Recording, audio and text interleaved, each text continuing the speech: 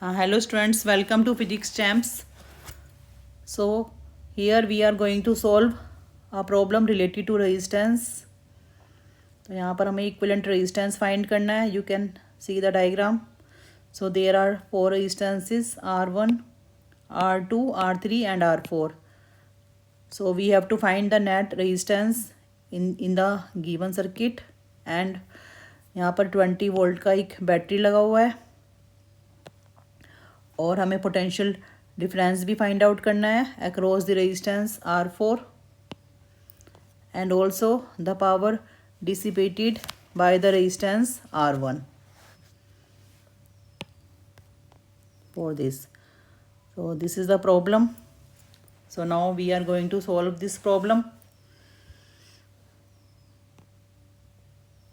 तो यहाँ से आप देख सकते हैं ये एक बैटरी है, यहाँ से करंट इधर से स्टार्ट हो रहा है और it is flowing through R1 directly.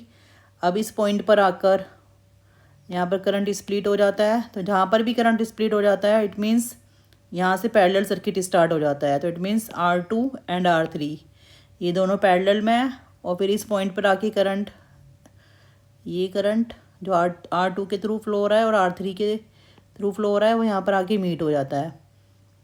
तो it is now flowing through R4. Volt meter के थ्रू नेग्लिजिबल करंट फ्लो होता है बिकॉज वोल्ट मीटर का जो रेजिस्टेंस होता है वो बहुत ज़्यादा हाई होता है. सो ऑलमोस्ट जीरो ही हम कंसिडर कर सकते हैं. And then current is flowing through the battery. So this is the circuit.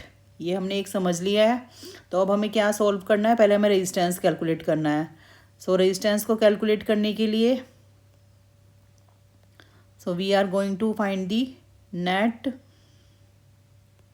resistance. so for this अब हमें क्या करना है, करंट इधर से फ्लो हो रहा है तो यहाँ पर R1 एंड R4 ये दोनों तो सीरीज़ में हो गए और A और B हम यहाँ पर कंसिडर कर लेते हैं अपनी कन्वीनियंस के अकॉर्डिंग. तो resistance through A and B कितना हो जाएगा, R ए बी ले लेते हैं हम इसको. ये पैरेलल में है तो we can write 1/30 plus 1/15. This is 1/R2 plus 1/R3. अब हम इसको सॉल्व करते हैं, एलसीएम ले लेते हैं. So that would be 3/30. So R A B equals to 10. So in this way we have find कि रेजिस्टेंस कितना है यहाँ पर 10. और अब हम इस सर्किट को एक सिंपल सर्किट में कन्वर्ट कर सकते हैं. बस हम यहाँ पर रेजिस्टेंस ही बना रहे हैं एक तरह से. So this is a resistance of 15 ohm R1. यहाँ पर जो हमने कॉम्बिनेशन में रेजिस्टेंस निकाला है RAB 10 ओम और again it is R4 is again 15 ओम. इस टाइप से अगर हम बनाते हैं तो हमें सिंप्लीफाई, सर्किट को सिंप्लीफाई करने में काफ़ी हेल्प मिल जाती है और उसको अंडरस्टैंड करने में भी. कितना भी कॉम्प्लिकेटेड सर्किट हो उसको हम इस तरह से सोल्व करते हैं तो बहुत ईजिली सोल्व हो जाता है.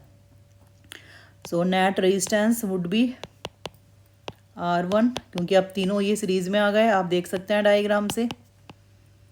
सो it would be 15 plus 10 plus 15. तो टोटल और net resistance is equals to 40 ओम.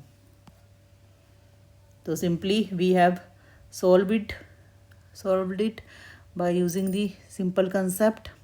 बस करंट का हमें देखना है, जहाँ पर करंट डिवाइड हो रहा है वहाँ से पैरेलल सर्किट स्टार्ट हो जाता है.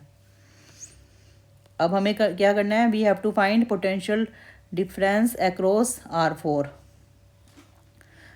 सो हमें यहाँ पर पोटेंशियल डिफरेंस फाइंड आउट करना है. तो उसके लिए अब हमें क्या करना होगा, हमें नेट करंट फाइंड करना होगा. तो करंट R1 और R4 इन दोनों में तो करंट सेम ही फ्लो होगा. यहाँ पर आके R2 और R3 में करंट अलग हो जाएगा. तो टोटल करंट फाइंड करने के लिए हम क्या करेंगे, I equals to V/R net, जो हमने टोटल रेजिस्टेंस फाइंड आउट करा है. तो that would B 20/40. So current would be 0.